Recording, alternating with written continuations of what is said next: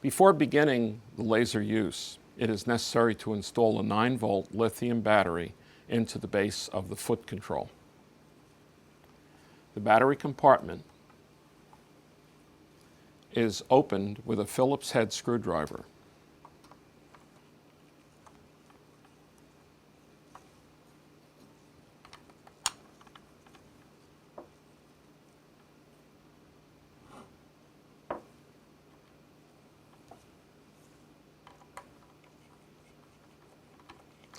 After installing the battery, reinstall the screws. For laser use, be sure to depress the pedal as opposed to the safety cover of the foot controller.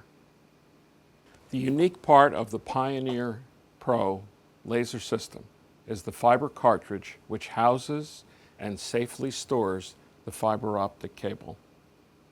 Install a foot pedal control antenna into its receptacle.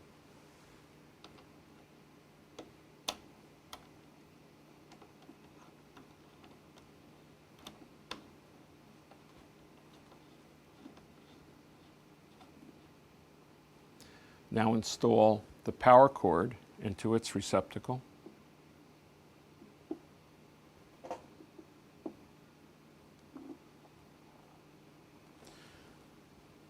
The remote interlock is an optional accessory control. The main power switch may be now turned on. Check to see that the emergency stop switch is in the open position by twisting it to either side and allowing it to pop up. Insert the key into the key lock mechanism and turn it to the on position.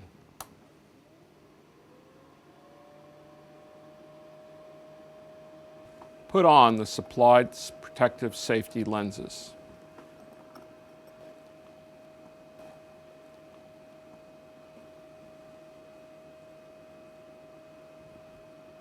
All personnel and patients within 10 feet of this laser device and target tissue must wear safety glasses during any lasing operations. The laser sign must be in place to alert others that the laser device is in use. Extend 2 to 3 feet of the fiber by pressing the extend part of the rocker switch.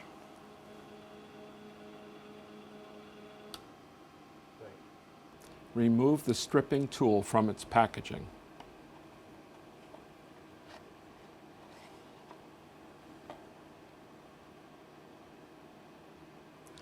The outer jacket of the fiber must be stripped away from the protective cladding and glass fiber.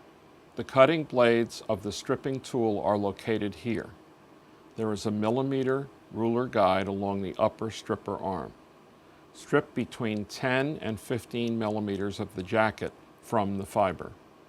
Insert the fiber in the insertion hole of the tool, and the fiber can be seen in the channel of the tool. Next, grip the tool enough. Support the fiber with 4 fingertips and quickly pull the jacket away. This will allow enough cladding to support the fiber against breakage, as well as engage the collet of the handpiece. The stripped jacket can be removed from the stripper channel by tapping it against a hard surface. Cleaving is perhaps the single most critical factor in preparing a fiber for safe and efficient use. This step is similar to cutting a pane of glass. That is, a sharp instrument is used to scribe a scratch on the glass surface. The glass is then tapped to initiate a controlled breakage along the scribed line. The same is true of cleaving a fiber. Support the fiber securely on a flat surface with 4 fingertips. A single silent scratch, about 6 millimeters from the end of the fiber, will be sufficient. Then grasp the fiber and quickly break away the short length from the remaining fiber.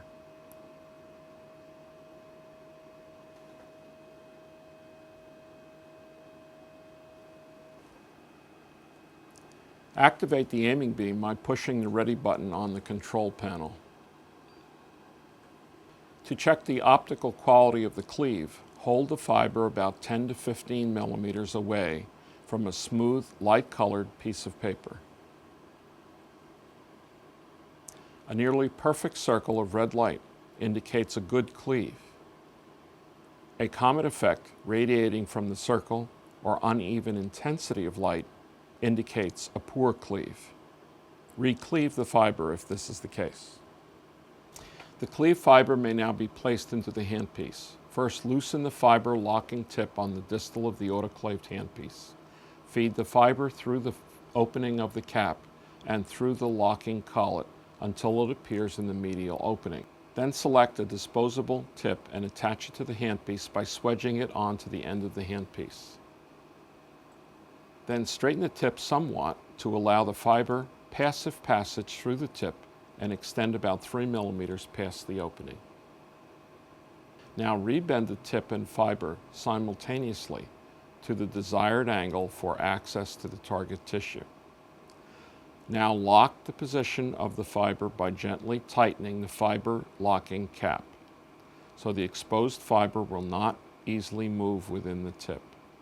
Over-tightening will damage the fiber and/or collet.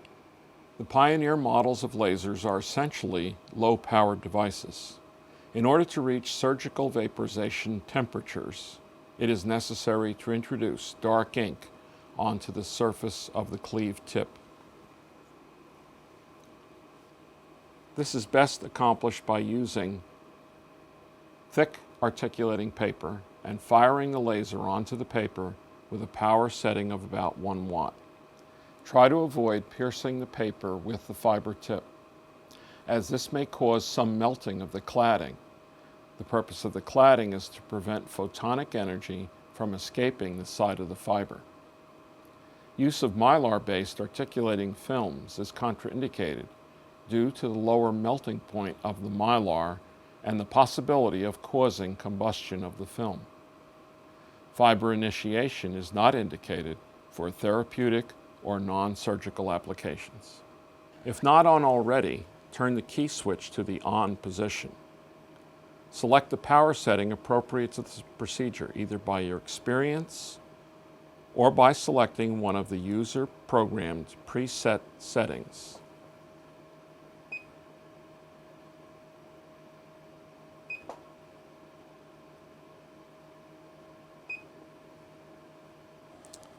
The aiming beam intensity may be raised or lowered by pressing the aiming beam button repeatedly.